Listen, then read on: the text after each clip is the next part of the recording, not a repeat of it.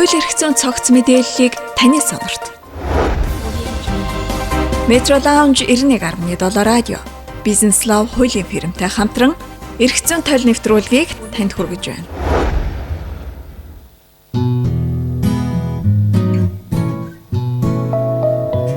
Metro Lounge 91.7 радиотай хамт байгаа сонсогч та бүхэнд орой мэндийг хүргэж байна.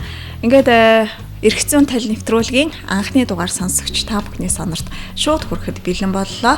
Эрх зүйн тойл нэвтрүүлгийг Metro Lounge 91.7 радио, Business Love хуулийн фирмтэй хамтарч сонсогч та бүхэндээ хүргэх болсон байгаа. Тэгээд зочдтой орой мэндийг хүргэе. Орой мэнд хүргэе. Сонсогчтой бас өөрсдөө танилцуулаад хичээ тэ. Тэгэхээр манайх бизнес одоо хууль буюу бизнес лоо гэсэн хуулийн фирм байгаа. Тэгэхээр энэ ямар чиглэлээр үйл ажиллагаа болж байгаа юм бэ гэхээр аж ахуй одоо хувийн аж ахуй эрхэлж байгаа, бизнес эрхэлж байгаа тий. За иргэд болон аж ахуйн нэгж байгууллагууд за хүмүүст тийм ээ эрх зүйн одоо тусалцаа үзүүлэх, хууль зүйн зөвлөгөө үзүүлэх, за өмгөөллийн чиглэлийн үйл ажиллагаа явуулдаг юм байгууллага байгаа. Тэгээд ерөнхийдөө одоо манад ажиллаж байгаа өмгөөлөгч нар, хуульч нар болохоор Монголын хуульчдын холбооны гишүүн, өмгөөлөгч холбооны гишүүн өмгөөлөгч нар байдаг. Тэгээд энэ хүмүүс маань одоо салбартаа бол нэг одоо хамгийн багадаа 10 жил ажиллажсэн ийм хүмүүс байгаа. За тэгээд одоо хууль хамгаалах байгууллагуудын одоо тэ салбарт ажиллаж исэн, өмгөөлөл хийж исэн тэ хууль зүйн чиглэлээр сургалт одоо багшилж исэн гэх мэтлэн ийм хүмүүсээс бүрдсэн юм баг байгаа. Тэгээд өнөөдөр та бүхэнтэй бас хамтраад тийм ээ иргэдтэй сонсогчдод магадгүй одоо тулгымцсан асуудал юу байна тийм ээ. За эрх зүйн талаарх ерөнхий одоо суурь ойлголт нь юу гэхээр эрх зүйн боловсрал гэдэг зүйлийг хүмүүстээс хүргэе. Тийм ээ. Заавал одоо нэргсэн ашгарав гэдэг шиг тий асуудал болцсон одоо яана гэж одоо гүөх биш тийм ээ. Тодорхой бас өөрийн гэсэн одоо эрх зүйн соёлтой боловсрал гэдэг зүйлийг мэдэх ёстой. Тодорхой мэдлэг ойлголтуудтай байж иж тийм ээ. Одоо өнөөдрийн одоо энэ иргэншсэн нийгэмтэй суурин соёл гэрчтэй олон хүмүүс амьдарч байгаа. Энэ одоо хотсон орчинд тийм ээ. Бүгд зөв амьдрах, өөртөө төвөггүй, хүмүүст төвөггүй яаж тий ажиллаж амьдрах вэ гэсэн энэ талаар бас ойлголтод өгье гэж бодоод ирсэн байгаа. Ерөнхийдөө бол яг мэдээж одоо эрх зүйч гэдэг одоо энэ салбарын тухай ойлголтыг л да эрх зүйч гэдэг нь одоо хууль зүйн чиглэлээр сургууль одоо боловсрол эзэмшүүлдэг сургуульд сурч төгссөн эрх зүйн боловсралтай хүн хэлж байгаа. За тэгээд 2 жил одоо мэргэжлэрээ тийм ээ ажиллаад хуульчийн сонгон шалралт гэдэгт ордог. Тэгээд энэ сонгон шалралт орсноор хуульч гэдэг эрхийг авдаг. За тэгснээр одоо прокурор тийм ээ өмгөөлөгч, шүүгч гэх мэтлэн энэ ажлуудыг хийх хэрэгтэй болдог баг. Тэгээд манай бас одоо хамтрагч маань одоо Ганбаатар хоёр бас одоо энэ одоо бизнес логийн фирмыг бас хамтран байгуулад гэвч. За миний хувьд энэ бизнес лог хуулийн фирмийн үүсгэн байгуулагчдын нэг. Тэгээд манайх ерөнхийдөө түрүүлсэн хуулийн салбарт бол 10-аас доошгүй жил ажилласан хүмүүс байдаг. За тэгээд юун түрүүнд бас энэ эрх зүйн харилцаанд орж байгаа хүн болгонд бас энэ хууль гэж юу байдیں۔ Тэ Монгол улсад хичнээн хууль хэрэгжээд байгаа амьдралд хэрэгтэй юм уугүй юм уу? Бас нэг тодорхой дэлгэрэнгүй мэдээлэл өгөөч. Яг нэг ийм үг байдгийг хүн бүхэн хуулиас гадуур амьдрах юм бол хүн бүхэн эрхчлөөгүй болно гэж. Тэгээ юу хэлж байгаа юм бэ гэхээр өнөөдөр бид нар одоо эрхчлөөтэй нийгэмд амьдрах гэж байгаа тийм ээ. Тэгэхээр энэ харилцаанд ингээ оролцохын тулд бид нар заавал хуулийг дагаж мөрдөх шаардлагатай болж байна. Энэ бол тоглоомын дүрм гэдэгтэй адилхан зүйл л дээ. Тэгээ яагаад энийг мөрдөх ёстой юм бэ гэхээр энэ эрх зүйт төр гэдэг зүйл өөрөө нэг зүйлийг заавал шаардж идэг. Тэр нь юу гэхээр нэг хүний эрх нөгөөний эрхээр хязгаарлагддаг. Өөрөөр хэлбэл одоо тухайлсан хүн одоо юу гэдгийг би эрхээ эдэлнэ гэд те бусдын эрхийг зөрчих нь өөрөө та өөрөө харин гин буруутай гэж тооцогдоод эрхээ хязгаарлуулах нөхцөл болоод байдаг байхгүй. Тэгээ энэ үднээсээ Монгол улсын хувьд болохоор тусгаар тогтносон бүр эрхт болсон гэдэг үднээсээ өөрийн гэсэн эрх зүйн тогтолцоотой Монгол улсын үндсэн хууль, бусад одоо кодекс буюу салбар хуулиуд байдаг. Монголд одоогийн байдлаар нэг ерөнхийдөө 895 байдаг. Тэгэхээр яг нэг үндсэн одоо кодекс төрөлцсөн хуулиудаар 500 гаруй хуулиуд байдаг. Тэгээд энэ хуулиуд нь өөрөө тухайлсан бүх харилцаанд зохицуулж байдаг. Тэгээ одоо ер нь бол нийгэмчийн өөрийг олон төрөл салбар нэгжтэй байгаа тийм. Тэгэхээр энэ болгон дээр зохицуулсан агаарын хууль, газрын хууль, гэр бүлийн хууль тийм ээ, татварын хууль, за гэл ингээл олон төрлийн хуулиуд байгаа тийм ээ. Тэгэхээр энэ болгон өөрөө тухайлсан харилцаанд зохицуулж байдаг. Тэгэхээр ер нь бол хүмүүс аливаа зүйлийг мэдэхгүйгээсээ болоод алдна гэдэг өөрөө их том одоо дараа нь харамсах одоо тийм зүйлийг дагуулж идэг учраас ер нь бол энэ эрх зүйн харилцаа гэдэг зүйлийг сайн мэдчих хэрэгтэй байдаг. Тэгээ яагаад гэж байгаа юм гэхээр ер нь өөрөө нийгэм гэдэг зүйл өөрөө гурван үндсэн юм тулгууртай. За тэрний юу гэхээр нэгдүгээрт бол одоо хууль байдаг. Энэ өөрөө нийгэм одоо бид нар хамтдаа оршин тогтох үндэс байдаг. Хоёрдугаарт болонгууд санхүү тийм ээ. Мэдээж мөнгөгүй бол амьдрал явахгүй тийм ээ. Тэгэхээр санхүү хэрэгтэй. Гуравт харилцаа байдаг. Тэр хүмүүс хоорондоо тийм ээ зөв зүйтэй өөрийгөө одоо бодож байгаа санаж байгаа зүйлсээ хүмүүстэй зөв илэрхийл зөв ойлгуулж чадна гэдэг өөр их чухал зүйл. Тэгэхээр энэ гурван суур хүчин зүйлсийн нэг нь өөрөө хууль байгаа шүү дээ тийм ээ. Тэгээ энэ үднээсээ одоо хүмүүсийн тухайд болонгууд өдөр тутмын харилцаанд одоо бид нар зүгээр өглөө гараад такси барихад л жишээ нь одоо тэрэлтэй харилцаанд оролцож илээдэг тий автобусанд суухад билет аваад харилцаанд оролцож илээ дэлгүүрт ороод бохиаваад тий зажлагаас ахуулаад одоо ч гэсэн бид нар одоо энэ бас ингээд ерөөсөө харилцаанд оролцоо сууж бид нар хамтран ажиллаад тийм ээ явж байна. Ингээд ингээ ярих юм бол ерөөсөө бид нар ерөөсөө өдөр тутамдаа тодорхой хим хэмжээнд захирагдж идэг. Тэгээд тэр хим хэмжээ нь өөрөө бидний амьдралыг зохицуулж өгдөг гэж хэлэх гээд байна. Одоо ингээд 500 гаруй хууль байгаа гэдэг чинь шүү дээ тий.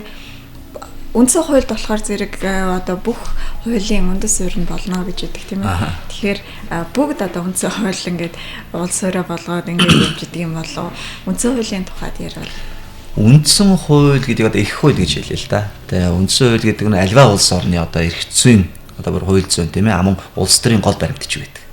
Өөрөөр хэлбэл үндсэн хуулиар бид нар яадаг вэ гэхээр Монгол улс тусгаар тогтносон бүр эрх бүгд баримт улс байна гэж үндсэн хуулиар заасан байна. Тийм ээ. За иргэн Монгол улсын иргэн ямар эрх үүрэгтэй юм тийм ээ. Иргэний журамт үүрэг үндсэн үүрэг нь юу байдгийг эрх чөлөө гэж юу юм? Төрийн байгууллага ямар байх ёстой юм тийм ээ. За төрийн засаглалын хувьд хууль тогтоох засаглал, гүйцэтгэх засаглал, шүүх засаглал гэдэг энэ бүх одоо харилцааны үндс суурь зохицуултыг үндсэн хууль зааж өгсөн байдаг. Тэгээд Монгол улсын хувьд болохоор 1992 оны үндсэн хуулийг одоо бид нар дааж мөрдөж байгаа тийм ээ. Тэгэхээр өмнө нь бол одоо жишээ нь 24 оны, 40 оны, 60 оны гэх мэтлэн үндсэн хуулиуд гарч ирсэн байдаг. Тэгээ альва улсын орны үндсэн хууль өөрөө хэр сайн одоо боловсруулагдсан тийм ээ суурь байсан бэ гэдгээс хамаарат тухайн улс орны одоо эдийн засгийн нийгмийн харилцаанд хөгжих боломжтой. Тэгвэл жишээ болгоод ярихад Америк нэгдсэн улсын үндсэн хууль гэхэд 1786 онд батлагдсан хууль гэдэг байхгүй юу? Одоо хүртэл үйлчилж байгаа. Хിവэрэ. Тэгэхээр чинь 200 300 жил үйлчлчихсэн хууль байгаа даа. Тэ? Тэгэхээр эн чинь өөрөө юу болж ийнө гэхээр тухайн улс орны нийгмийн байгуулалттай холбоотой дээрээс нь нийгмийн харилцаагаа хэр сайн доктортойгоор зохицуулж өгсөн бэ гэдг нь өөрөө цаашид бусад одоо тэр нэг одоо модтой зөвлөх юм бол үндснээсээ ингээд мод ургаж мөчрөн салаалдагтай адилхан суурь нэг сайн байна гэдэг нь өөрөө нийгмийн харилцааг зохицуулах маш том хүчин зүйл байдаг. Монгол улсын үндсэн хууль ер нь суурь сайтай хууль уу? Ер нь хуульч хүний хувьд зөвхөн харахад за энэ ийм одоо хууль зүйн үднэс яг хөө иргэн хүний хувьд ч гэдэм үү хуучин үднэс олон зүйлс харж болно л та. Зүгээр ямар ч байлаа гэсэн 92 оны үндсэн хуулийн хувьд болонгууд одоо зүгээр миний одоо тийм ээ их сургуульд үзчихсэн, сүүлд ч гэсэн судалж ирсэн аваад үзэхэд бол одоо Монгол улс өөрөө одоо төвлөрсөн төлөвлөгөөд эдийн засгаас зах зээлийн эдийн засаг шилжсэн тийм ээ. Тэгэхээр энэ нийгмийн болон эдийн засгийн том харилцаа ормонгороо өөрчлөгдөж шинэ одоо шатанд гарахад энэ харилцааг зохицуулж өгсөн суурь хууль болж чадсан. Өөрөөр хэлбэл одоо юу гэх гэдэг нь вэхээр хүний эрхийг тунхаглаж өгөөд өмчийн эрхийг тунхаглаж өгөөд жишээ нь одоо 90 оноос өмнө бол Монгол улс бол жишээ нь өмчийн нэг л хэлбэртэй байлаа ш төрийн өмч гээл бус ямар ч өмч байхгүй байсан. Өөрөөр хэлбэл одоо жишээ нь 8 хийх гэдэг тийм ээ одоо энэ бол өөрөө гэмт хэрэг. Өөрөөр хэлбэл яг панц засах гэдэг гэмт хэрэг тооцогдсон төрсэн байхгүй. Тэгээд одоо улсын одоо хөрөнгийг шамжигдуулах гэдэг байсан. Гэтэл 92 оны үндсэн хуулиар өмчийн олон хэлбэрийг хүлээн зөвшөөрөөд төрийн өмч, ховийн өмч, холимог өмч гэж гарч ирээд энэ одоо өнөөдөр ярьж байгаа энэ аж ахуйн харилцаа өөрөө хөгжиж ирсэн. Энэ ч утгаараа бол 92-нд бол одоо ард их хурлаас батлагдсан энэ хууль бол энэ одоо өнөөдрийн нийгмийн харилцааг зохицуулаад аваад явах үндсэн маш том тулгуур хууль болж чадсан гэж үзсэн. За баярлалаа. Өнөөдрийн сэдвийн тухайд ярил. За өнөөдрийн сэдв маань зээлийн гэрээ гэсэн сэдв ба. За зээлийн гэрээд манай практикт бол маш их тохиолддог. Энэ нийтлэг иргэний шүүхтэр бол зээлийн гэрээтэй маш олон төрлийн маргаанууд бол яг иргэд хоорондоо банк иргэн хуулийн этгээдүүд хоорондоо тий маш олон төрлийн маргаан авч байгаа. Зээлийн гэрээн дээр за хуульчдын зүгээс ингээ харж байхад бол иргэд юун дээр алдаад байна гэвэл хүү тооцохдоо бичгээр гэрээг байгуулдаг. За эсвэл одоо бичгээр гэрээ байгуулаагүй жиж хүү тооцоод тий нэг хэмжлээд яваад идэг алдан тооцоод идэг бичгээр байгуулаагүй жиж. За эсвэл зээлийн гэрээн дээр гэрээнийхээ хугацааг 1 сарын хугацаатай зээлсэн гэчээд нөгөө хүн маань жишээ татгаад жилийн хугацаанд өгөөгүй байлаа гэхэд жилийн дараа шүүхээс 1 жилийн хүүг нэг хэмжлээд яваад идэг. Тий. Уул нь бол гэрээн дээрээ 1 сарын хугацаагаар 10% мөнгөтэй гэж жишээ зээлсэн бол жил өнгөрсөн ч гэсэн нэг сарын л хүү нэхэмжлэх ёстой. Гэрээ байгуулсан. Тий, гэрээ байгуулсан. Тий. Тэгэхэд яг одоо практик дээр гарч байгаа яг бодит зүйлүүд нь бол яг хүмүүс хоорондоо нэг 1-2-3 сарын хугацаатай ч юм уу зээлийн гэрээ тэдний сайд юу 10% ч юм уу 8% зээлждэг. Тэгээ нөгөөт нь өхгүй яваад жил болоод жилийн дараа жилийнхаа хүүг нэгтгэг 12 сарын хүүг гэсэн. Тэгээ шүүхтэр очиод нөгөөдөг ч юм маань өөрөө яг тэр зээлийн гэрээндээ 1 сарын хугацаатай зээлсэн бол 1 сар 2 сарын хугацаатай зээлсэн бол 2 сарынх нь хүн л тооцогддог хуулиараа. Энийг хүмүүс маань мэддэггүй. Үүнээс саман гол нь юу учир чинь хүмүүс чинь бас тэмдэгтийн хураамж гэж юм нэхэмжилж байгаа өмнгийн дүнгээр тушаа штэ. Тэр тэмдэгтийн хураамж нь илүү төлөгдөнө тий. Тэр чинь бас сүулт нь татвараас буцааж аван шийдвэр ч юм уу захирамжаа үнслээд. Тэгээ энэ бүгдээс чинь бас хүний цаг хугацаа тий мөнгө энэ бүх юм гарч идэг. Тэгээд нөгөө талаараа мөнгө ингээд яг хөвлөгч нар ч гэж байна. Иргэд хоорондоо бас ингээд мөнгө зээлдүүлэхтэй бүхэл бүтэн жилийн хугацаанд тэр хүнд мөнгөө ингэж хэрэглүүлчихэд 1 сарын зээлийн гэрээндээ 1 сар гэж заасан 1 сарын л хүү авч штэ тий. Тэр чинь бас нөгөө талтаач алдагдaltaа. Тий. Ийм нэг зээлийн гэрээний учир утгыг бас яг практик дээр шүүхтэр яаж энэ зээлийн гэрээний маргаан шийдвэрлэдэг энэ талаарх ойлголтгүйгээсээ болоод иргэд маань янз янзын зээлийн гэрээ өөрсдийнхөө л одоо нэг тэдэн сарын хугацаатай тэдэн үеийн хүүхдээ ингээл яатсан тал тэгэл болно л гэдэг амаарч яадаг, бичгээрч яадаг. Тэгээ бичгээр байгуулахтай хүртэл одоо маш олон алдаа гаргаж идэг. За мөн зээлийн гэрээ маань өөрөө алдангийн асуудал бас байна тий. Алдангаа мэдээж зарим заагаагүй нэгчил байна. Зарим нь алдангаа бас буруу тооцоолдог тий. Маш олон л асуудлууд байна л да. Тэгээд иргэд маань яг зээлийн гэрээн дээр маш олон хүмүүс яг өмүүлэгчгүйгээр шууд мөнгөө байгуулсан гэрээний дагуу нэхэмжлээд явдаг. Шүүхтэр маш олон асуудал гараад энэ одоо хүмүүний тооцоолоос ахуулаад энэ дээр бол гайхаад шүүхийг бас энэ үднээс буруутгах тий. Шүүх одоо улаан цагаан жил өнгөрцөн байж байгаа ч юм уу 1 сарын хүл надаа яалаа гэх юм уу бас шүүхийн нэр хүндэд бас тиймэрхүү байдлаар ам яриагаар иргэд тарах ч юм янз янзын асуудлууд байна л та. Тий. Одоо ингээд хүмүүс чинь ихэвчлэн амаар одоо зээл биендээ өгч авдаг тий. Тэгэхээр одоо ямар нэгэн баримтгүй учраас шүүхтэлцлээ гэхэд авах магадлал баг байхгүй гэсэн үг юм шиг байна да. Тий, амаар гэрээ байгуулсан тохиолдолд бол шүүхтэлцээд авч болох тал байна. Ямар тохиолдол авах вэ гэх юм бол нөгөө хариуцагчаар татагдах буюу одоо мөнгө зээлдэгч маань шүүхийн нэхэмжлээ гардаж авч хариу тайлбар өгнө шүү дээ. Тэгэхдээ мөнгө авснаа хүлээн зөвшөөрөх юм бол хариу тайлбар хүлээн зөвшөөрч өгөх юм бол мөнгө зээлснээ хүлээн зөвшөөрөх юм бол шийдэгдэнэ. Гэхдээ амар байгуулсан гэрээний үед бол хүү алтан гэж юм ярихдаггүй. Тий, хоорондоо мөнгө дүн байгаа шүү дээ. Тэрэн дээр. Тий, хоорондоо хичнээн хүү тооцсон ч гэсэн алтанг ярьжсэн ч гэсэн бичгээр байгуулах хуулийн шаардлага хангаах учраас боломжгүй. Өшөө бас нэг юм гараад байгаа асуудал бол зээлийн гэрээн дээр бол зээлийн гэрээг нотроо дээр байгуулцдаг. Айгүй тийм хуульсны дагуу шүү дээ тий. Тэгчээд нөгөө мөнгөө бэлнээр өгчдөг. Тий, бэлнээр өгчөөд хамгийн гол нь шүүх дээр очиод шүүх бол юу шаарддаг вэ? Мөнгө яг шилжүүлсэн баримтыг шаардна. Тэгэхээр нөгөө хүн чинь дансны уулгаар мэдээж гаж ирэхгүй. Дансаар нь шилжүүлэх учраас. Тэгээд бэлнээр өгцсөн ямар ч баримт байдгүй. Энэ тохиолдолд нөгөө зээлдэгч маань би энэ мөнгийг аваагүй гэд хэлчихэд зээлийн гэрээ маань бас мөнгө зээлсэн гэхэд гэдэг нь нотлогдохгүй. Зээлдэгч маань шүүх дээр бас ялагдах ийм нөхцөл байдлууд бас байдаг. Хичнээн зээлийн гэрээдээ байгуулсан ч гэсэн.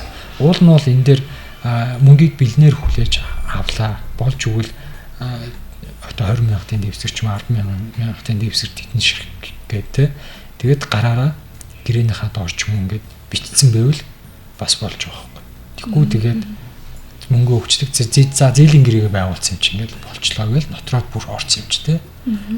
Ингээд болчлоо гэсэн юм ингэж бас хүмүүс төөрөлддөг юм асуудлууд байна. Энээс болж хүчнээ өмнө төргөө авах ийм асуудал зөндөл байна л та. Тэгэхээр амар хэрвээ гэрээ байгуулах юм бол зээл өгч авах юм бол ерөөсөө л өгсөн мөнгөө л буцааж авна л гэсэн үг юм шүү дээ. Ямар нэгэн хүү тооцогдох. Тийм, хуулиараа бол хүү тооцогдох боломжгүй хүү аа. Тэгээд өгсөн мөнгөө буцааж авах гэдэг чинь хэрэглээтэй байгаа байна. Тэгэхээр тэрийг нөгөө нотлох хэрэгтэй болж байна те. Шүүгүүд хандж байна. Тэгэхээр шүүгтэр нөгөө одоо зээлдэгч итгээд маань авснаа хүлээн зөвшөөрсөн тохиолдолд тэр ингээл ярьж эхэлнэ л та. Тэ. Ер нь л яхаа иргэний хууль дээр бол одоо энэ нэрлэгдсэн гэрээ нэрлэгдээгүйгээрэй гэж байна юм л та. Тэрний үйлч байгаа юм би гэхээр амьдрал өөрөө баялаг учраас бүх зүйлийг хөөцлөх боломжгүй шүү дээ, тэ. Тэгэхээр одоо яг амьдрал дээр хамгийн их одоо хэрэглэгддэг гэрээнүүдийг одоо нэрлээд оролцсон чиргэний хууль дээр тухайлцсан одоо худалдаа авах гэрээ, зээлийн гэрээ, тэ. Хотлон даалтын гэрээ шиг юм ингээ өгсөн байгаа. 70 орчим төрлийн гэрээ гэдэг. За нэрлэгдэхгүйгээр одоо нийгмийн харилцаанд олон төрлийн харилцаанууд байгаа. Тэрийг бас тусгаалan зохицуулсан гэрээнүүд байдаг. Тэгээд энэ дотроос хамгийн их хэрэглэгддэг нь бол ялангуяа энэ зээл байдаг. Тэгээ хүмүүс чинь одоо яадаг вэ гэхээр янда тийм нөгөө итгэлцэл дээр үндэслээд л тийм ээ одоо зээл гэдэг ингээд тохирчдаг тийм ээ тэрнээсээ болоод одоо юу гэдэг тэрийг их энгийнээр товчлохноо одоо хэлээ дөө юу гэхээр нотлогдоогүй хүн худалдаа тэнцдэг гэж юу гэдэг. Тий. Одоо та хичнээн үнийн юм ярьж болно гэсэн үг байхгүй. Тэрийг нотл гэдгийг л шаардна. Тэгэхгүй бол одоо та хичнээн үнийн ярьлаа гэхэд энэ ямар үнэмшилтэй ярьдаг хүн бэ гэж хэзээ ч асуудлыг шийдэхгүй. Тийм учраас нотлох хэрэгтэй гэдэг талаас нь илүү сайн тайлбарлаж хэлж байна л да. Одоо зээлийн гэрээ байгууллаа гэхэд яг ямар одоо хуулиудыг үндэс болгож байгуулт юм бэ? За, зээлийн гэрээ бол иргэний хуулийг үндэслэж байгуулна л да. Хэрвээ зээлийн гэрээ зөрчигдсөн тохиолдолд за одоо нэг хүн асуудалд орлоо. Зөрчигдлөө одоо мөнгө авч чадахгүй ч гэдэг юм уу те. Ийм асуудалд орлоо гэхэд хинт төрүүлж хандвал илүү зүгээр вэ? Ер нь бол ийм одоо практик гэдэг одоо мастай ингээд үзэхээр юм байдгийн. Аливаа асуудал бол зөвхөн зээлийн гэрээ чихгүй асуудал болохоор нэгдүгээр толгойд хүмүүс ерөөсөй танил тал найз нөхдөд хайж эхэлдэг. Тэгэл одоо ийм юм юу болсон тэр ингэсэн тэгсэн гэдэг одоо нэг таньдаг одоо хуулийн мэддэг хүн ч гэдэг юм уу те. Гэтэл нэг асуудал байдаг энэ дээр. Юу гэхээр хүмүүс хуульч гэхээр бүх зүйлийг мэддэг ойлгочтой байхгүй. Гэтэл үгүй шүү дээ. Одоо эмч байдаг гэхэд нүдний эмч, хөдний эмч, дотрын эмчгээс салж байгаа биз. Яг энтэй адилхан хуульч хүн ч гэсэн тодорхой зэрэгээр төрөлждөг байхгүй. Өөрөөр хэлбэл бүх зүйлийг мэднэ гэдэг үл яг үндэ юу ч мэдэхгүй гэсэн үг шүү дээ. Тодорхойс нэг юм илүү сайн судалж иж тэрийгээрээ дагнам мэрэгчсэн хуульч байх хэрэгтэй байгааз. Одоо жишээ нь гэрээний илүү дагнсан байх, тэ оюуны өмчөөр дагнсан байх, за эрүүгээрээ дагнсан байх шиг юм уу. Энэ шин чанарууд нь бас харах хэрэгтэй гэж хэлдэг. Тэгэхгүй зүгээр за энэ манай хуулийн хүн энэнд л найдаад болоо гэж хайчдаг. Гэтэл тэр нь өөрөө одоо нэг нэрэндээ ч болд юм, банцсандаач болд юм ингэж явж байгаад нөгөө хүн туслах байгаа нэгээд цаг хугацааг нь алдуулаад бүр буруу дуучдаг юм тохиолдол байна. За өөрөөр хэлбэл найз нөхдөдтэй ханддаг, тэ танил талаар ханддаг. Хоёр дахь нь болохоор яг зүгээр жишээ нь нэг байгууллага байлаа гэж тэр байгууллагад одоо хуулийн хэлцэд ажиллаж байгаа хүнд ч юм уу хандж юм уу тэ ингэж хандж байна. Гурав дахь хувилбар бол одоо хуулийн фирмүүд ч юм уу тэ одоо мэрэгжлийн одоо таныг төлөөлөх хэрэг бүх өмгөөлөгч нарт хандах ийм жишгүүд бол байгаа. Тэгэхээр юу л гэдэг нэг гэхээр та одоо жишээ нь эрхт ашиг сонирхолч зөрчигдлөө гэж үзчихээ л та тэ. Энэ тохиолдолд болонгууд одоо ялангуяа энэ өөрөө нэг иргэний хэрэгцээ харилцаа учраас гэрээ ингээд маань иргэний хуулиар зохицуулагдана гэж байгаа. Тэгэхээр иргэний хэрэгцээ харилцаа учраас одоо шүүхэд одоо хэмжил гаргах асуудал яригддаг. Тэг яг зөвхөн хамгийн гол нь хинж хинээс ч хизээч юу ч нэгч болно. Гэхдээ үнэлэлтэй байх хэрэгтэй. Тэр нь тодорхой байх хэрэгтэй, тэ. Тэгэхгүй бол та буруу бичгээр шүүхээс буцаах хүртэл асуудал гардаг учраас хамгийн гол шүүхэд хандхаасаа өмнө ч гэдэг юм уу, тэ. Тодорхой энэ яаж би нэг хэмжээлж яаж одоо тэ нотлж ингэх юм бол би юмаа гаргуулж авах вэ гэдгийг мэрэгжлийн хүнээс асууна гэдэг нь өөрөө цаг хугацаа мөнгө хоёрыг хэмнэж байгаа байхгүй. Ягаад гэвэл хаан ч гэсэн цаг урсч яадаг, хаан ч мөнгө л урсч яадаг шин. Тэгээ бүр бизнес дээр бол бид нар одоо бизнесийн компаниудаа олон ажилладаг л да. Тэгээ бизнесийн юу гэж хэлдэг гэж одоо цаг алдснаас мөнгө алдсан дээр гэдэг. Гэтэл энгийн хүмүүс болохоор яадаг вэ гэхээр мөнгө алдах гэж бөө юм алдчихгүй гэж бөө юм болдог доо тий. Гэтэл бизнес өөр байдаг байхгүй. Ягаад гэвэл цаг хугацаа мөнгнөөс ч илүү үнэтэй илүү чухал зүйл болж байгаа гэдэг байхгүй.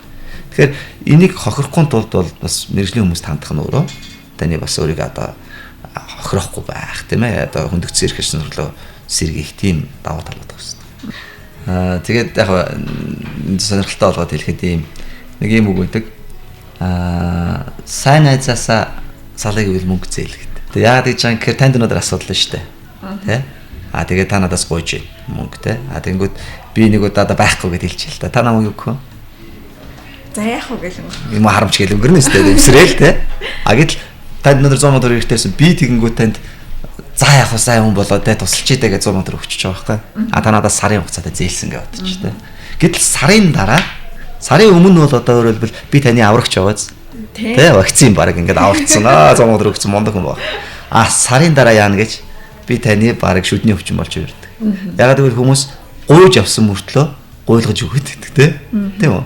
Тэрнээсээ болоод ялангуяа зээлийн харилцаа өөрөө нөгөө хамаатан садан ойр хүмүүсийн хооронд ингээд зөрчил үүсэх хамгийн их одоо шалтгаан болж байгаа. Гэр бүл салалтад хүртэл нөлөөлж тэр мөнгийг яах гэж тэр зээлсэн энэс л инглээ ах дүүгээсээ болох ээж аваасаа бараг л тангарсах айгүй бол асуудал үүсдэг учраас одоо нэг мөнгнөөс бууцуушур шиг бай гэдэг шиг бас энэ юмд их болгоомжтой хандахгүй бол өнөөдөр яг зүгээр сайн болоод өгж байгаа юм шиг боловч эргээд тэ одоо харилцаагаа муутгах тэ өөрийгөө бусдыг үл үндэтгэх тэ тэгэл эргээд хууль зүйн хариуцлага тооцоход олон юм нөгөө сөрөг үр дагавар байдаг гэдгийг л бас бодох хэрэгтэй гэж л.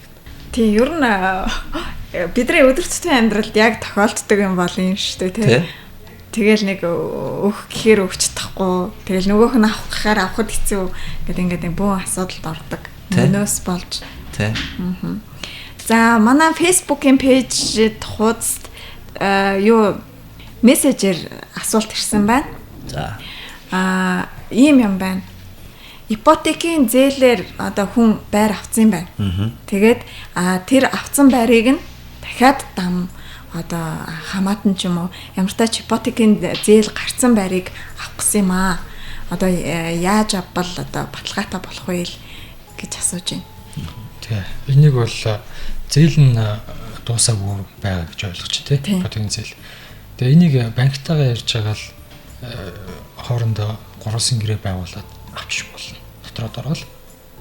Тий. Энийг бол заавал зээлтэй байр гээд авч болохгүй нэгс ойлголт байхгүй. Тий. Энэ хамгийн гол нь хоорондоо гурван гэрээ байгуулад тэр иргэн А-гийн өмнөөс Б нь энэ ипотекийн А-гийн ипотекийн зээлтэй байрыг нь орон сууцыг нь банкны өмнөөс тэр банкны өмнө зээл арцааны гэрээ хийсэн байгаа шүү дээ. Тэр гэрээнийх нь үүргийг бүрэн хүлээнэ гэд гэрээ байгуулна шүү дээ. Нэг өсөндөө.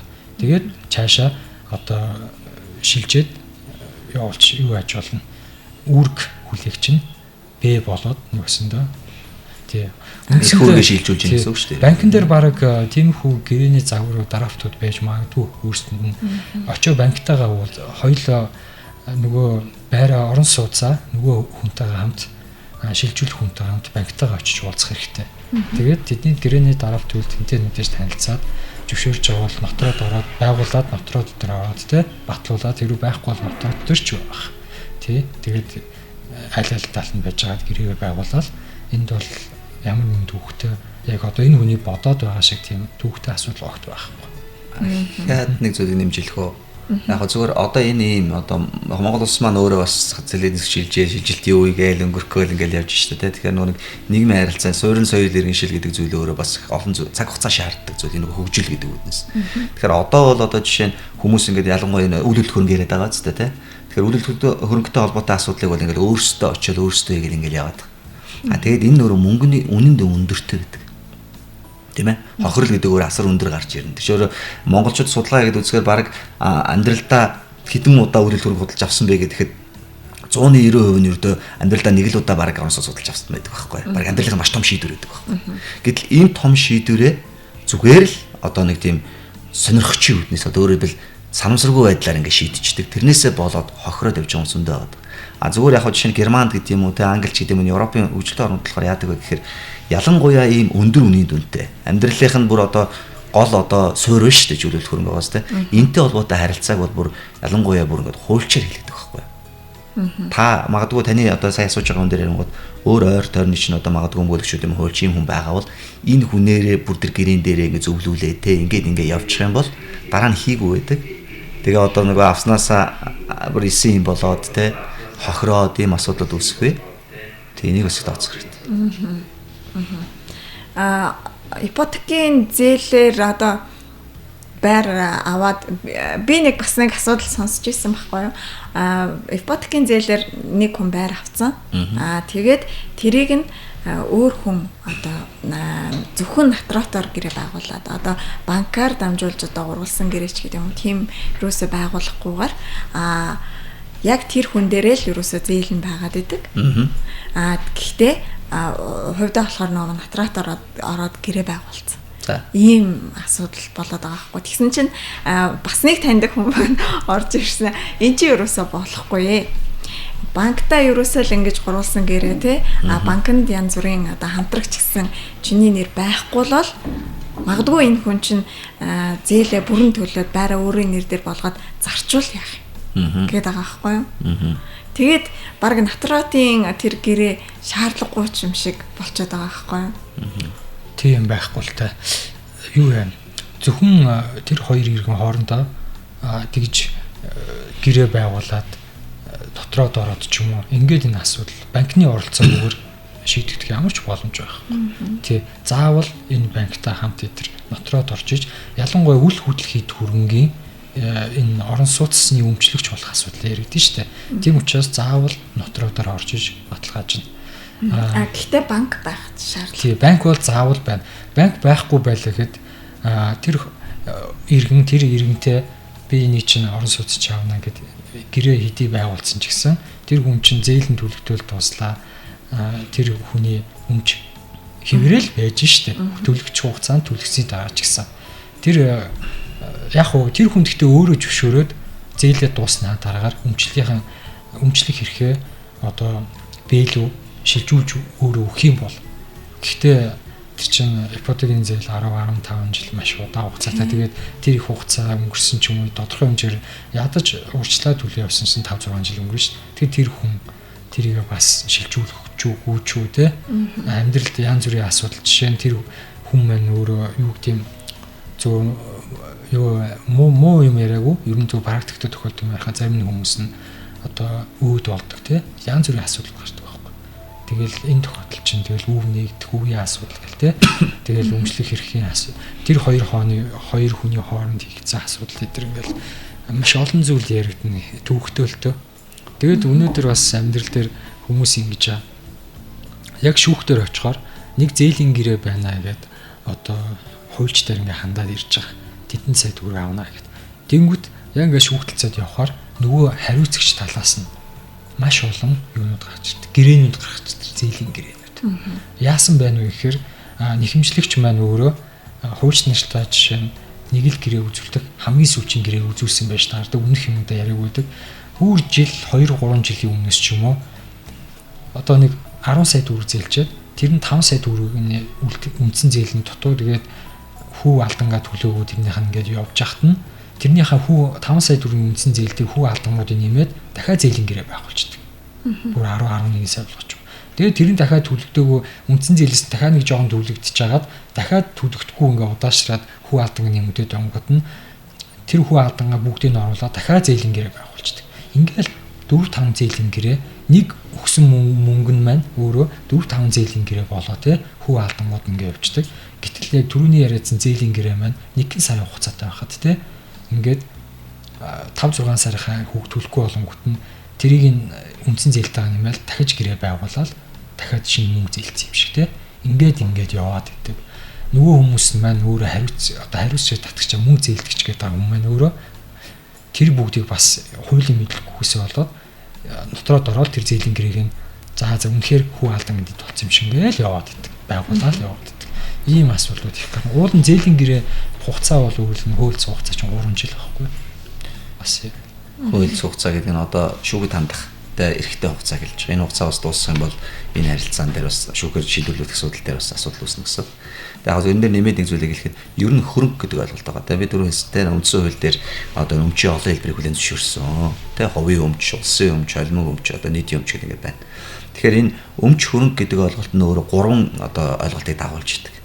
Тэр нь юу гэхээр эзэмших, ашиглах, захиран зарцуулах гэсэн 3 ойлголт байдаг.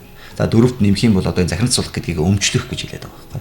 Тэгэхээр өмчлөгч, эзэмшигч гэдэг ялгаатай ойлголтууд байдаг шүү дээ. Тийм ээ. Тэгэхээр энэ өмчлөг гэдэг ойлголтын дээр юу ярих гэдэг юм гэхээр үл хөдлөх хөрөнгө одоо хөрөнгийг ерөнхийдөө хоёр болж байгаа юм л да.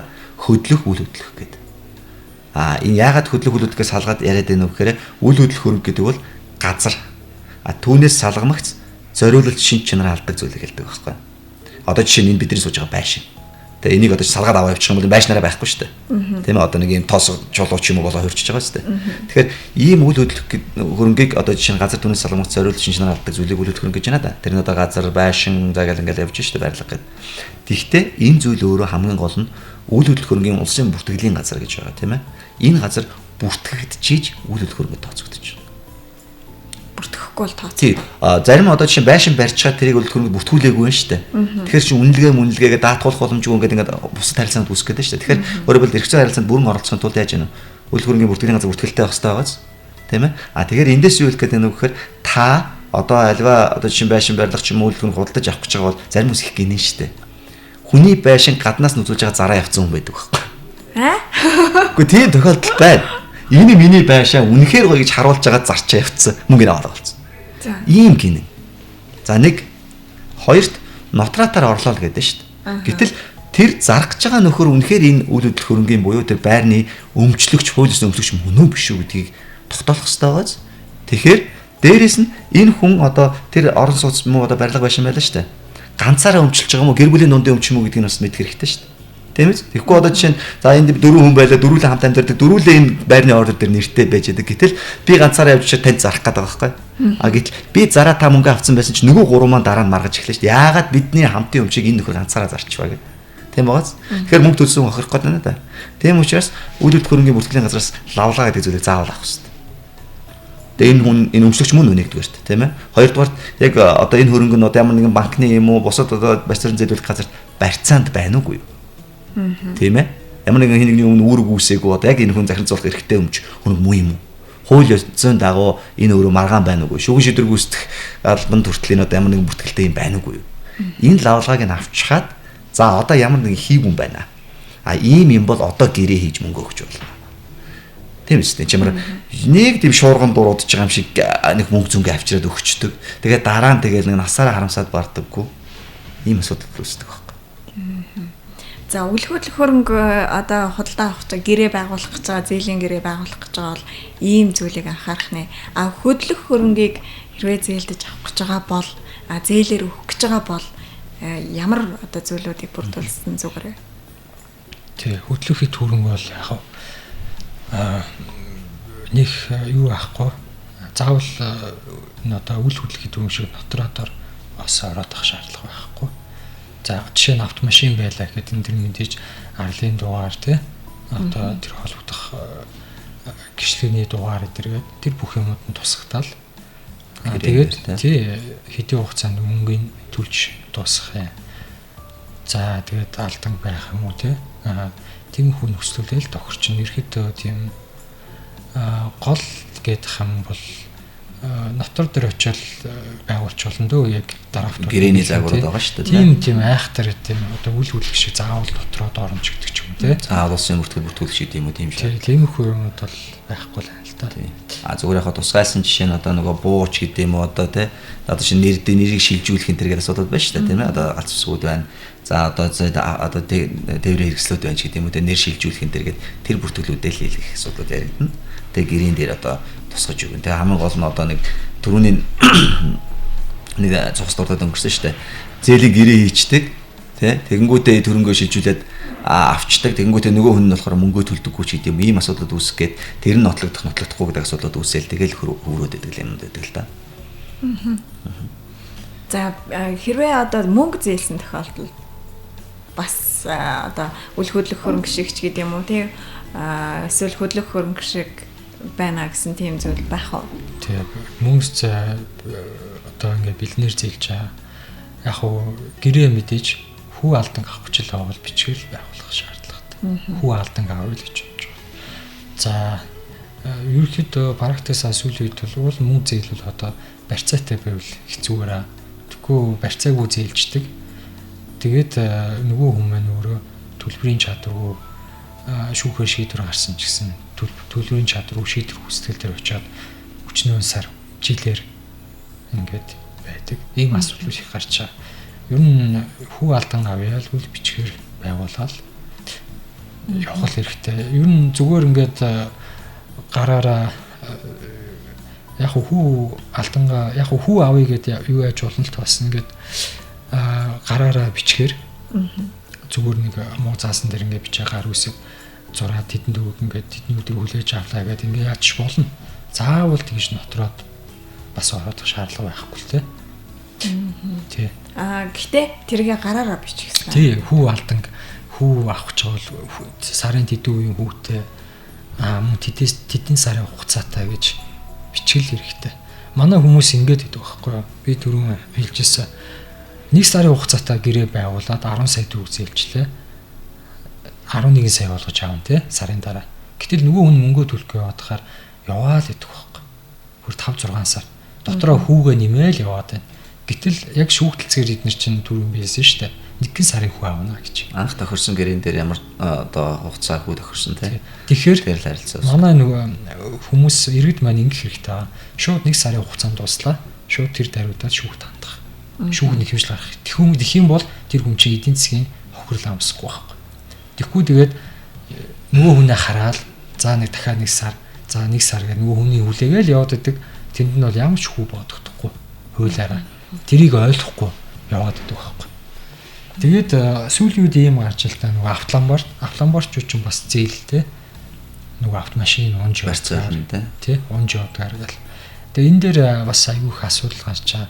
Залингийн чанартай сүүлийн бас их гарч ил та. Ер нь автомобилчууд ийм зээл ингэ болгоод яхад бол одоо нөгөө автомобилчууд ч улсын бүртгэлийн нөгөө юугаа тээврийн хэрэгслээ манай нэр дээр бүртгүүлчихэд эзэмшигчийн одоо нэр шилжүүлчихэд ирээгээд тоод үгүй болчихж байгаа шүү дээ. Тэгээ нүүдүүлчин шилжүүлээд аваад ирлээгээд за тэр автоврын газрын юуныхан тамга тэмдэг нь хуурамчаар дарагдсан шилжүүлсэн гэсэн. Тийм үлдээд авчиад өгчөж байгаа. Урдаас зохион байгуулсан.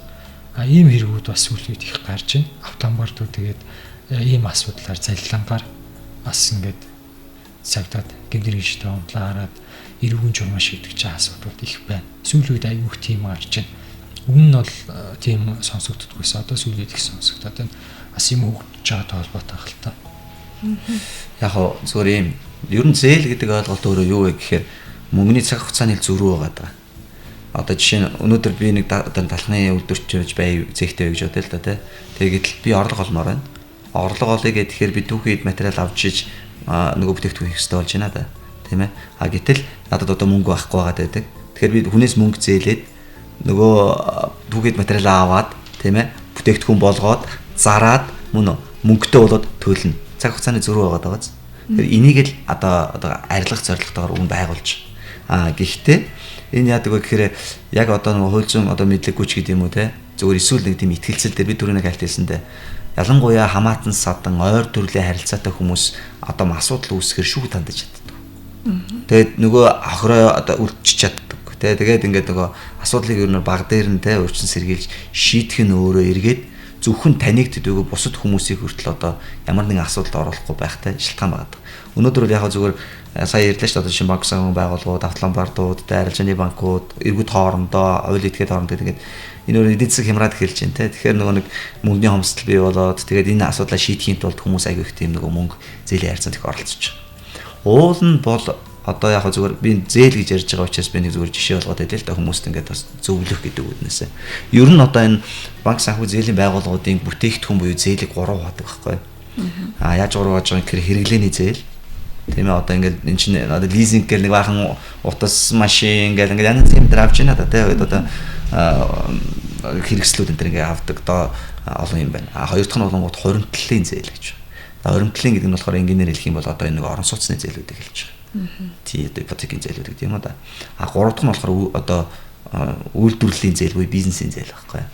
Гэтэл одоо ингээд судалгаа хийгээд үзэхээр шүү дээ. Монголчуудын дунд ингээд нийтлэг ингээд өрөөсгөлт алны юм бэ гэхээр нөгөө олохгүй жиж үрэх дуртай гэж нэг үг байдаг шүү дээ. Тэ? Чадахгүй мөч шүүмжлэх дуртай гэдэгтэй яг ижилхэн. Яадаг вэ гэхээр хэрэглээндээ зориулж асар их зээл авдаг. Та нар бодоод үзээрэй. Хэрэглээ гэдэг зүйл өөрөө эргээд мөнгө болдоггүй байхгүй.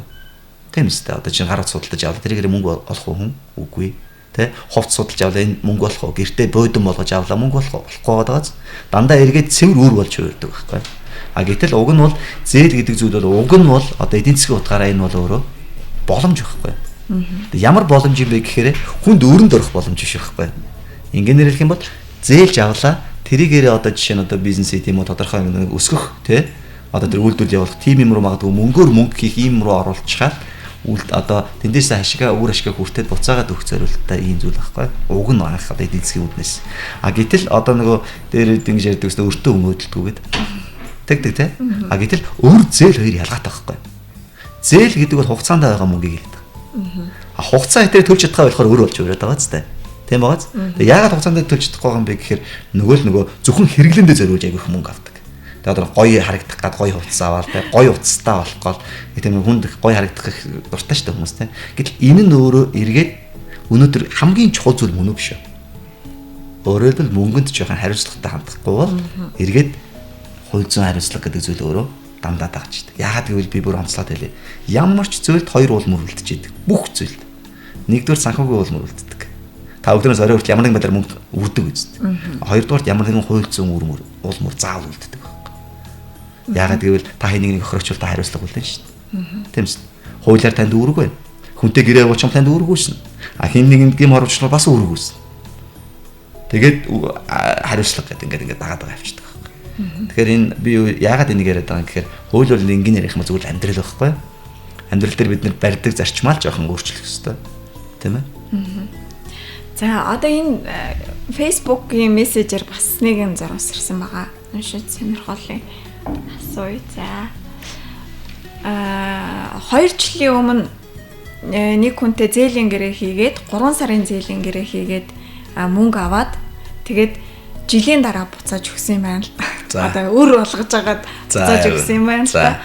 Тэгсэн чинь би баг бүтэн жилийн хүү хуваарай л төлсөн юм шиг байна. Бүтэн жилийн хүү төлсөн. Тэгэхээр би одоо мөнгөө илүү өгсөн гэсэн үг үү гэж илүү өгсөн байна л да. 3 сарын хугацаатай зээлсэн биз дээ, тий. Хэдэн сая төгрөг гэж мөнгөнд дүн байна. 3 сая төгрөг. 3 сарын хугацаатай зээлээд жилийн хүүг төлсөн байна, тий. Ер нь бол энэ бол юу? Яг шүүхтэлцээд явсан бол энэ хүн юу яатсан юм? Хуваарай зүгээр төлсөн юм байна. Хэрвээ шүүхтэлцээд явсан бол 3 сарын л хүүг төлөх байсан. Тий. Яг энийг нотлох баримтаа гаргаж ирээд шүүхэд хэрвээ удаагүй байвал шүүхэд нэхэмжил гаргах юм бол хэдэн жил болчоогүй бол тий өнгөрчөөгүй бол шүүхэд одоо энэ би энэ хүнээс хэдэн төгрөгийн энэ хүнтэй зээлийн гэрээ байгуулад хэдэн төгрөг зээлээд 3 сарын хугацаатай гэрээ байгуулад би жилийн хүү төлцөө ингээд баримтаа хүү төлсөн баримтаа гаргаж ирээ шүүхэд нэхэмжил гаргах юм бол энэ хүн 9 сарынхаа хүүг буцаан авах эрхтэй ийм боломж байна. Тэгэхээр энд нэг зүйлийг залруулгыг тайлбарлаж яадаг хөө. Юу гэхээр одоо энэ нөгөө одоо өмгөөлөгч одоо бид нар өмгөөлөгч нар тийм ээ. Тэгэхээр өмгөөлөгч өөрөө бас үйлчлүүлэгчийнхаа эрх сонирхлын талаар ажилладаг тийм үү. Тэгэхээр одоо сая ингээд тайлбарлангууд одоо жишээ нь мөнгө зээлүүлсэн хүний хувьд болонгууд нэг өөр юм бодогч эхлэн шүү дээ. Тэр чи юу яриад байна ч одоо гэдэг тэгж байгааз. Зээлчэд илүү мөнгө төлсөн гэж ярьж байгаа нь бас нэг өөр ойлголт байгаа даа. Тэгэхээр та аль өнцгөөс нь харж аль талд нь байгаа гэдгээс хамаарч нэгдүгээр. Хоёр дуулангууд сая жишээ нь мөнгөжилж штэ жишээ нь юу гэдэг нөгөө 9 сарынхаа төлбөрийг уцаах гэж ярьж штэ. Эн чинь бол хувь хүмүүс хоорондоо яриад шийдэгдэг юм биш тийм ээ. Сая шүүхэд хандах гэж ярьж байгааз. Хамгийн гол нь тэр төлсөн мөнгө нь бас л нөгөө бэлнээр байгаа нотолж чадахгүй бол асуудал гэсэн. Дансаар ахын бол нэг ойлголт. Тийм үү? Би нөгөө хууль зүйн уулмөр үлдэнэ гэж яриад байгааз. Заавал хүнд мөнгө өгсөн бол тэрийг нотлох юм үлдээ. Тэ авсан бол нотлох юм үлдээ. Тэгснээрээ альва зүйл өөрөө шийдэгддэг. Гадуур үндсэндээ ийм л харилцаа яваад байхгүй зээлийн гэрээ 3 сарын хугацаатай 1 сарын хугацаатай мөнгө зээлдүүлчихэл жилийн хүү 6-7 сарын хүү аваад явж идэг. Нөгөөх нь хууль мэдгүйгээсээ болол илүү мөнгө төлдөг. Нөгөө өмнө ч мөнгө зээлж байгаа хүн ч маань өөрөө бас хууль мэдгүй болол тэгээд аваа явж байгаа байхгүй юу. Яг шүүхөө шийдэгдэх юм бол энэ бүх асуудал зэгцэн яг энэ талаас түрүүн хэлээд байгаа. Хүмүүс өмгөөлөгч авахаар мөнгө өрнэж гэдэг юм уу. Тэр хүн өнөөдөр өмгөөлөгч аваад тийг шийдүүлсэн бол өмгөөлж энэ бүгдийг олж хараад 9 сарын хүүгийг хэмнээд тий бүхэл юм бас ингээ хэмнэгдэх боломжтой л байсан байхгүй. Тийм. Энэ дээр яг ганцлаад хэлэхэд энэ жоохон зарим нэг зүйл дээр манайхан жоохон сэтгэлгээн дээр өөрчлөлт оруулах хэрэгтэй. За ямар. Жишээ нь та даатгуулаа гэхээр муу яа гэдэг байхгүй. За тий. Одоо тэгдэг үстэй. Тэ? Оо яд зүгээр явж чи ямар яхаарч яасан муу ёртой гал гараад төмөр шатаад одоо тэгээд нэг юу гэдгийг ингээд даатгал дээр гэж шаарддаг. За дээрээс нь жишээ нь одоо юу гэдгийг одоо за нэг 40-50 настай хүн ингээ байлаа нэлээд одоо аж ахуй эрхэлсэн хүн байлаа гэхэд та гэрээслээ бичээ гэх юм бол чи яасан муу ёртой нөхөр гэж хэлнэ айгүй бол. Гэтэл уг нь бол энэ гэрээсэл гэдэг зүйл өөрөө яаж ийнө вэхээр тодорхой тэр хүний хувьд ч болон эд хөрөнгөхийн хувьд болон үр хүүхдүүдийн хувьд ямар нэгэн маргаан зөрчил гарахгүйгээр тийм үү асуудлыг шийдэх одоо бас гаргалгаа байгаа шүү дээ. Яг энэнтэй адилхан одоо хуульч өмгөөлөгч гэдгийг болонгууд хол гэж бодоод тийм ээ замгүй өндөрмтэй байх те инж дийлдэхгүй байх пэ гэд ингээд уг нь бол тийм биш байхгүй. Тэгэл адгийн зарга 10 хоног гээл. Үгүй тэгээд тий өөр ингээнэ л хэлээ л да. Одоо зах дээр баян дардаг хүн байлаа гэхэд одоо ямар нэгэн одоо гавьяат жүжигчэнтэй өрсөлдөж чадахгүй үстэй. Тийм ээ тэр хоёр шин шал өөр төвшин байгааз. Энэнтэй адилхан мэрэгжлийн бус хүн мэрэгжлийн хүнтэй одоо зөргөөцөлдөөд юу олж авах вэ? Ялгаатай байгааз. Тэгэхээр нөгөө тал нь одоо жишээ за магадгүй та хохирсон ч юм уу их сонирхолж хөндөгдсөн бай гэж бодъё тийм үү. Тэр тохиолдолд тэр хохироод байгаа үнийн дүнгийн чинь хувьяасал тэр өмгөөллийн одоо үн тогтдог байхгүй. Одоо жишээ нэг 10% ч гэдэг юм уу те. За тэгээд тухайн нөгөө ажиллагааны онцгоос ажиллагаанаас хамаарна л та мэдээж те. Ингээд явдаг. Тэгээд таны өмнөөс таны асуудлыг шийдэж өгдөг ажиллагаа байхгүй. Гэтэл тэрийг бол одоо жишээ нэг тийм хол гэж бодоод үнэтэй байх гээд айгаад ч юм уу. Эсвэл за бүр тэгдэг юм гэхэд зүгээр ингээл за би төлөхөл өстой байлгүй дээ. Гэт ингээд тийм нэг гоё те. Яг одоо Монгол сайхан гүндүүгүү зангаараа ингээд явснаасаа болоод гэтэл ингээд хэлэх юм бол зовж олдсон мөнгөөрөө зовлон худалдаж аваад шаардлага байхгүй шүү дээ. Тийм үст. Хинд ч мөнгө ерөөсөө сайхан дураар олддоггүй шүү боддог. Тэгэхээр тэр олсон юмаа хүртэл зөв захирцуулахад одоо нөмийн нэвтрүүлгийнхэнд хэлсэн нөгөө соёл гэдэг зүйл, хөлзөн боловсрал гэдэг зүйл хэрэгтэй байхгүй. За баярлалаа. Нэвтрүүлгийн цаг өндөрлөж байна. Нэвтрүүлгийнхаа төгсгөлд хуулийн фирмийнхаа тухай мэдээллийг манай сонсогчдод өгөхгүй. Дахиад давтаад мэдээллийг. За энэ бид нар одоо салбартаа нэг 10-аас доош жил 10-аас дээш жил одоо ажилласан одоо хуульч, хуульчтай Монголын өөрчлөлт борны хуульч, за өмгөөлөгчтэй холбооны гишүүн өмгөөлөгч нар байгаа. Тэгээд манай фирмийн нэр болохоор бизнес лоо буюу одоо бизнес хууль гэсэн ийм нэртэй хуулийн фирм байгаа. Тэгээд яагаад ингэж нэрлсэн бэ гэхээр ер нь бол одоо бизнесийн харилцаа гэдэг маш өргөөрөг хамарч байгаа. Тийм ээ. Тэгэхээр одоо хуваарь аж ахуй эрхэлж байгаа хүмүүс, тий, за бизнес эрхэлж байгаа хүмүүс, за тэгээд олон хүмүүс зөвхөн бизнес гэхгүй л дээ. Эрүүгийн, иргэний, захиргааны гэдэг олон харилцаанууд байгаа. Энэ харилцаанууд дээр хууль зүйн тусалцаа үзүүлэх, өмгөөлөл үзүүлэх, за магадгүй бизнес эрхэлж байгаа бол бизнесийн удирдлагын чиглэлээр зөвлөгөө үзүүлэх чиглэлээр ийм байгуулагдсан ийм одоо хуулийн фирм байгаа. Тэгээд яг мэдээж одоо юу гэдэг юм манай одоо бүх юм хөгжсөн учраас тийм ээ цахим маягаар гэдэг юм уу тийм магадгүй одоо энэ нэвтрүүлгийн утасны дугаарыг мэдээж та нэвтрүүлгийн дугаар хэлжсэн тийм энэ утасны дугаараарч гэдэг юм уу одоо ингээд тухайлсан магадгүй завгүй байгаа хүмүүс тийм радиогоор машин дотор оч гэдэг юм уу тийм ингээд сонсоод цаг хугацааг үр ашигтай өнгөрөх зориулж одоо бид нар энэ нэвтрүүлгийг өнөөдрөөс та бүхэнтэй хамтран явуулж байгаа. Тэгээд бас нэг зүйл хэлэхэд манай бизнес хуулийн фирмийн пэйж хуудас гэж байгаа. Тий, яг бизнес лоо гэдэг. Тэгээ энэ пэйж хуудасараас биднээс энэ зээлийн гэрээтэй холбоотой өнөөдрийн сэдвэр тодорхой асуух асуултууд байлаас мессежээр явал пэйж хуудасанд хандаад асуух юм бол бид манай хуулийн фирмаас бол одоо хариултуудыг бол өгөх боломжтой. Тий, ер нь угаасаа тодорхой чиглэлүүдээр гэхгүйгээр бүхэл юу салбар чиглэлээр бол зөвлөгөө бол пэйж хуудасаар бол дамжуулан өгдөг байна. Metro Lounge 91.7 радио эрх зүйн тойл нэвтрүүлгээ бизнес лав хуулийн фирмтай хамтран хүргэж байгаа. Эх 7 хоногийн яг энэ цагт нэвтрүүлэг маань бас сонсогчдод шууд хүрнэ. Эх 7 хоногийн сэдвийн тухайд эх 7 хоногийн сэдвэр одоо ямар сэдвэр ярилцах уу бас сонсогчд маань асуултаа бэлдэж байна. Тий. Яг өнөөдөр мэдээж нөө зээлийн харилцаа гэдэг иргэний эрх зүйн эрхэлцээ учраас дараагийн 7 хоногт бас яг түрээсийн гэрээ гэж нэг байдаг шүү дээ. Орон сууц түрээслэх тий. За тэгээд офис түрээслэх гэл ингээл олон төрлийн харилцаанд байдаг. Энэ дээр үстэл ирүүлээд яг энэ чи өөрөө нөгөө юу болж байгаа гэхээр нэвтрүүлгийн ихэнд л энэ ойлголтыг өгч байгаа шүү дээ. Тэгээд нэвтрүүлгийн туршид бол хүмүүсийн хууль одоо утсаар ч юм уу одоо Facebook пэйжээр ч юм уу тий лайвыг үзээд хандахтаа бол одоо ямар ч харилцааны талаар асууж болно шүү дээ тий. Тэгээд энэ өөрөө бас илүүтэй юу гэдгийг нөгөө номлоод онол яриад байх биш таны тухайлсан асуудал дээр зөвлөгөө өгж байгаа магадгүй илүү үр дүнтэй байх боломжтой. За баярлалаа. Бас хугацаа нэлээд урт явцсан байна. Уруулаа сонирхолтой яриа байлаа. Ингээд эрх зүйн тойл нэвтрүүлгийн энэ дугаар энд хүрээд өндөрлөж байна. Эх 7 хоногийн пүрэв гарагийн 17 цагаас дараагийн дугаараар дахин уулзлаа. Түр баяртай сонсогчдоо.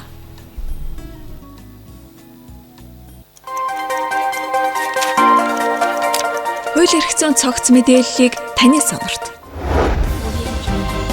Metro Lounge 91.7 радио, Business Love хуулийн фирмтэй хамтран эрх зүйн тойл нэвтрүүлгийг танд хүргэж байна.